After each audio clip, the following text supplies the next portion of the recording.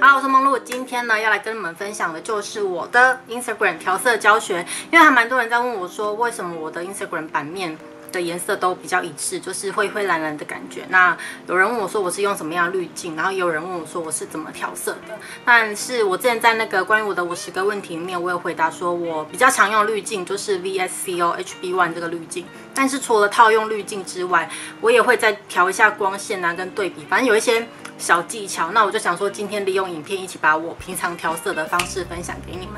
好，那不啰嗦，马上进行调色。首先先准备好你的手机，打开 VSCO 之后呢，先汇入你要调色的照片。那我先点选这张，我要先针对它做调色。点选好之后呢，先点选左下角这个有一个拉霸的这个功能，你可以在里面去选择你喜欢的滤镜。但是因为有的人喜欢偏暖色滤镜，有的人喜欢偏冷色滤镜，所以这个步骤还是滤镜的喜好，我觉得还是可以依照你自己个人去选择。那我平常比较习惯是喜欢冷色调的滤镜，那我最常用的滤镜就是这个 HB1 这个滤镜。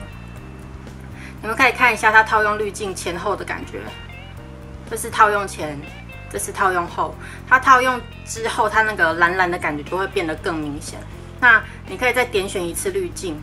如果你不想要滤镜的感觉那么强烈的话，其实你可以稍微缩减一下它这个数字。数字越小，它滤镜的效果就越弱；那数字越大，它滤镜的效果就越强。像这样子，有没有发现滤镜的数值越高，它的那个对比效果会更明显吗？那我通常是习惯调到9或10左右。我今天先调9就好。那滤镜套用好之后呢，再点一下下面这个三角形，然后再点一下旁边这个，应该是这是螺丝起子吗？还是反正这个工具有没有？老虎钳子这个东西，点选进来之后呢，再点选这个太阳，这边有个太阳。如果你觉得你的照片颜色不够亮的话，你可以先点选这个太阳，先针对它做补光。你们看+1，它就会稍微变亮一点点。但是我觉得 VSCO 的增加光线这个效果我比较不喜欢，因为你们看它是这样子，+1就会亮很多，+1就亮更多。我觉得它有点像+10%、+20%这样子跳，所以我觉得它如果加太多，它很容易过曝，所以我通常是先加个1就好，稍微亮一点点就好。然后按打勾。再来，如果你也跟我一样比较喜欢冷色调的照片，有一个地方可以再做调整。如果你觉得照片的颜色不够蓝的话，你可以点选这个试管这个地方，这个长得有点像温度计的东西，有没有？它是色温，点下去。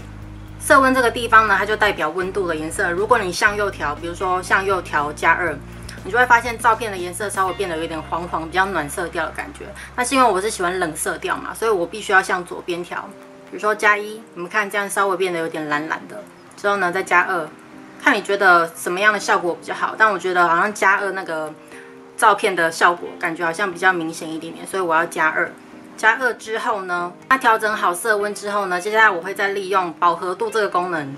因为我会希望颜色不要那么的饱和，不要那么鲜艳，所以我会稍微再调一下饱和度。我通常会减1左右，就让颜色稍微变得有一点点偏灰色系，但是又不是整个黑白色系那种感觉。我大概就减1或是减2，我就好像减1就够了。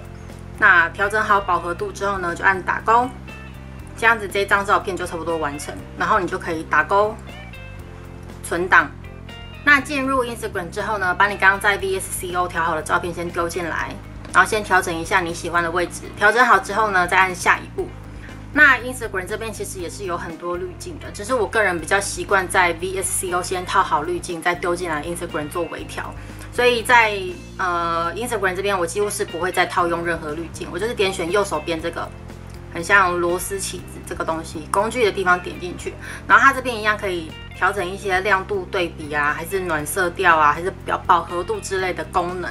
那我会在 Instagram 稍微再调整一下亮度，因为我觉得 Instagram 它的优点就是它的调整亮度的那个阶段是很细微，它是+1、+2、+3这样慢慢的调，然后 VSCO 它是直接+10、+20，所以常常一不小心有可能照片就太亮，所以我会在 Instagram 这边再稍微调整一下亮度，稍微加个10左右，看一下前后，还有10，加10之后的变化大概是这个样子。那稍微增加10的亮度之后呢，我再看一下有没有地方需要调整。如果你想要让照片看起来更锐利一点点的话，你就可以点选最后面这个锐化三角形这个功能。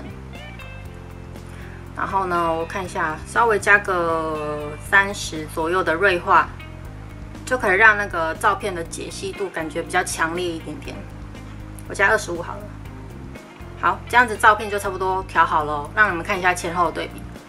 这是调整前，这是调整后，其实只有很细微的变化而已。但是我觉得 Instagram 它的优点就是它调整的那个数据可以比较细腻一点点。那调整好之后呢，就按下一步，然后你就可以直接附你的照片了，就是这么的简单。我调整照片的步骤就大概都是这个样子。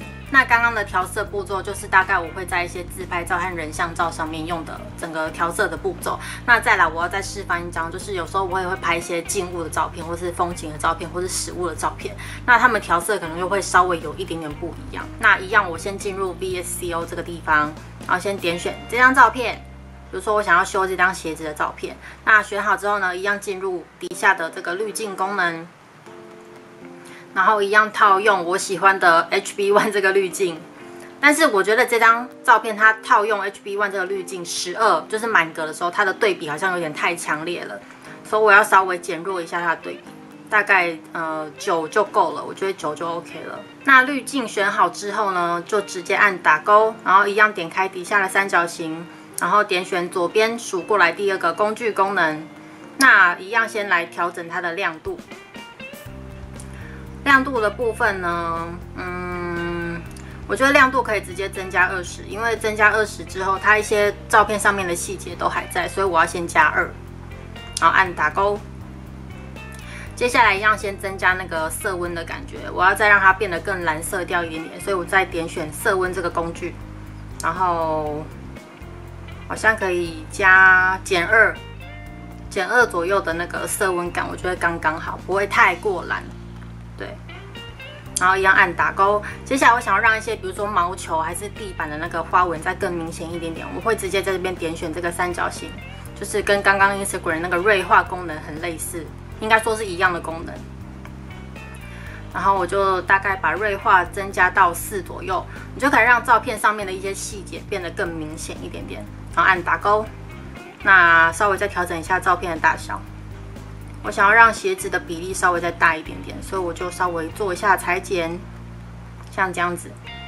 裁剪之后呢，就可以按打勾，那照片就修好了。存档之后，这张照片就完成了。那一样，如果你觉得这张照片还需要做微调的话，就是一些光线跟对比的微调，一样你再把它丢进去那个 Instagram 做微调就好了。